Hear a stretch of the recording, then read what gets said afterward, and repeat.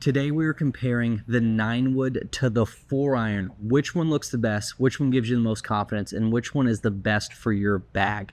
I wasn't sure what the numbers would be with the 9-wood, so I came over to Second Swing to check everything out. They set me up with the Callaway Elite 9-wood, and I'm going to compare it to my Gamer 4-iron. I'm also going to compare my Gamer 3-iron to a nice little 7-wood. So we're going to see which one is best, which one gives you the most confidence, most forgiveness, most workability. So we're going to find out. Let's get started. We're going to start with the look of the club.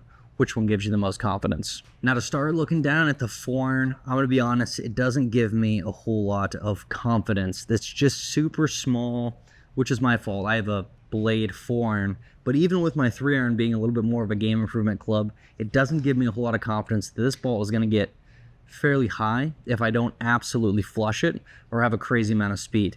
Now, looking down at the 9-wood, something about the bigger head, being able to see a little bit more loft, just makes me feel really confident that even if I don't absolutely flush this thing, it's gonna get up in the air. I'm gonna have no issues. Everyone I've talked to, pro-wise, that has a 9-wood, thinks it's an absolute cheat code. 9-wood and 7-wood. They literally said this club is an absolute cheat code because I could be worse at golf and still hit great shots. I don't have to worry about hitting it in the dead center like I do with the 4-iron, but when we get to the 9-wood, you can miss it a little bit more heel toe, a little bit low, high on the face, and the numbers you get are a lot closer to what would happen if you absolutely flushed it. So appearance-wise, this has given me a lot more confidence than looking at this super thin thing.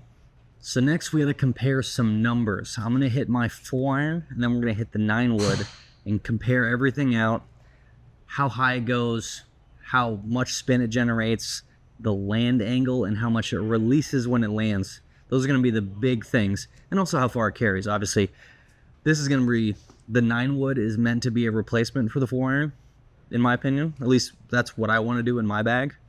So it needs to be similar distances. I'm going to hit 10 balls with each club, and then we'll go over everything.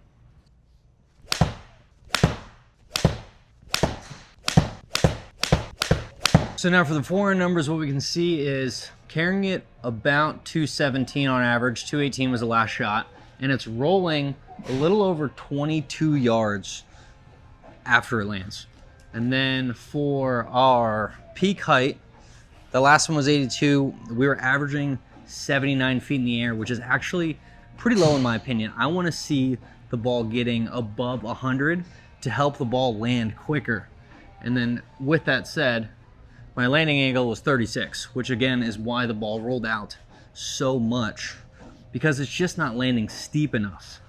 Now it flew 218 like we talked about, or 217, which is about the number we're looking for, but the ball is just rolling out too far and also not getting enough spin. 32, 82 on average, not great. So we need to look for something with a lot more height.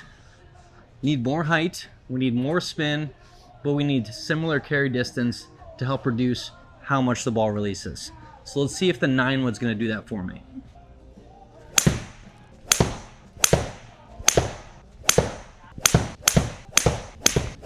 So now, numbers with the 9-wood, similar carry. 218 on the last shot, 219 total, but it's releasing a lot less. That is just under 11 yards of release, and that is due to the fact that the ball is going much higher.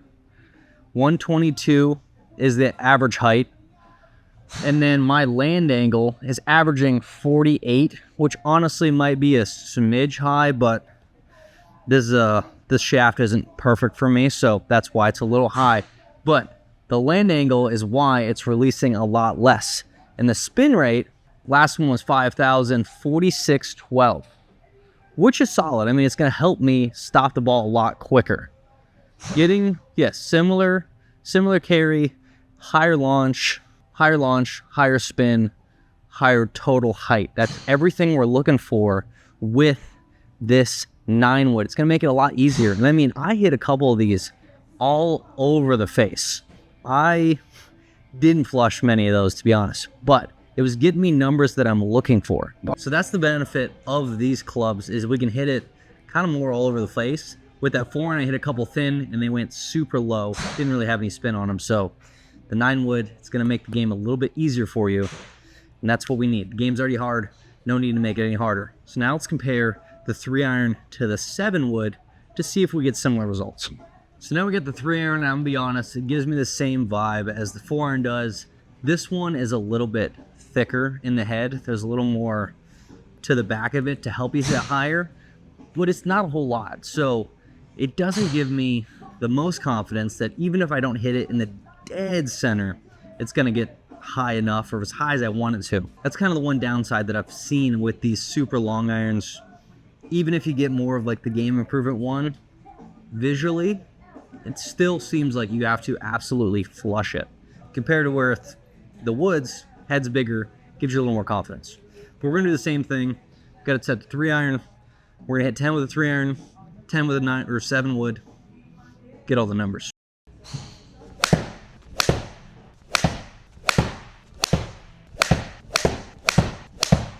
Now let's look at the numbers with the 3-iron. So as you can see, carry number 335, that was a good swing. I hit a lot of bad ones, so the average was 226, and it is rolling out about 20 yards. This is almost 25 actually on average, rolling out to 250 or just under. That is because the land angle is pretty low again. 36.4 is the average. Again, I hit a bunch of balls. Not great. That was with a peak height, good one, 97, average 83, because I hit a bunch of bad ones. And the spin rate, 34.2 on a good one, about 3,000 on a bad one. So it's getting kind of the numbers that I'm looking for when I hit it solid. But the thing is when I mishit it, the carry goes way down and the peak height goes way down, which is a problem when you're trying to hold a green. So that's why I'm looking into getting a 7-wood, because I need some height and I need to make the game a little bit easier. So let's hit some 7-woods, see the difference, check out the numbers, just to give you the full results here. So the same thing, 10 shots, 7-wood. Let's see what kind of numbers we can get. It's a good start.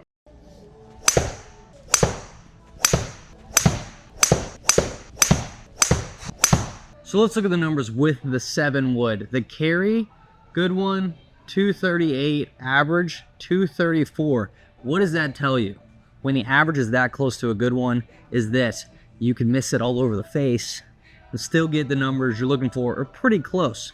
With the 4-iron, what was I off? Like 10, 12, 14 yards? We're looking at a 4-yard differential between great and average. That's great. That's great to hear. And the ball is only releasing 13 yards. It's also a good number. And the reason for that, spin rate's higher, launch angle's higher, peak height 122. Love that. If I'm ever going to hold a green, I need height. Over 100 feet, 122 is perfect for trying to get the ball to land quickly and stop quickly. Now, 46, 47, again, might be a smidge high. But again, it's not the perfect shaft for me, so that's why it's not perfect.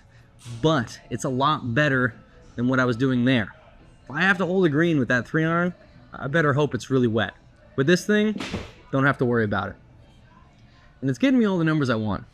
This is a little bit farther than when I was hitting my 3-iron, but that's because, well, I hit it better. Let's be real. It launched better. I got better results. And it's something you can adjust for. Having to worry about having to flush it every time is pretty difficult, but being able to miss it all over the face makes the game a lot easier and gives you a lot more confidence.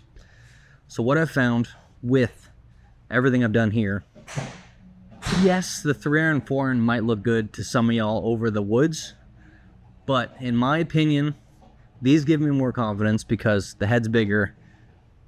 There's a little bit more room for error on the face, and being that there's more weight in the back, farther back, helps you hit it up in the air. So look-wise, it gives me a lot of confidence. And results-wise, I mean, we've seen the numbers. It launches way higher, it goes way higher, it stops way quicker, and it goes roughly the same numbers. That's everything we can look for. And this is going to be a lot easier off of the bad lies. The biggest thing with the long irons that I don't think anyone thinks about is when you don't have that perfect lie. With those things, you got to dig down into it to try and get it out of the lie, make solid contact, and it goes even lower. With this, we can dig down into it, and because we have great peak height, we can hit down into it, flight it down a little bit, and still get, call it 100 feet. And that's going to help you hold the green even out of those bad lies. So if you're someone who's debating 9 or 7 wood over 3 and 4 iron, I highly suggest it. Definitely come out to second swing and give them a try to figure out which one is best for you and get the right shaft and everything. But definitely something a lot of people need. Actually, I think everyone should try because it's just making the game a little bit easier. But with all that said, thank you all for watching. I hope this inspires you to go out and try a 9 and a 7 wood just to make the game a little easier on yourself. So go out, give them a try, check out Second Swing. Thank you to them for letting me use the bay, getting all the numbers and everything, and giving me some clubs to use. Appreciate that. So check them out, come out to Second Swing, come get a fitting, come try some new clubs. They're gonna make the game easier. But thank you for watching. I'll see you in the next one.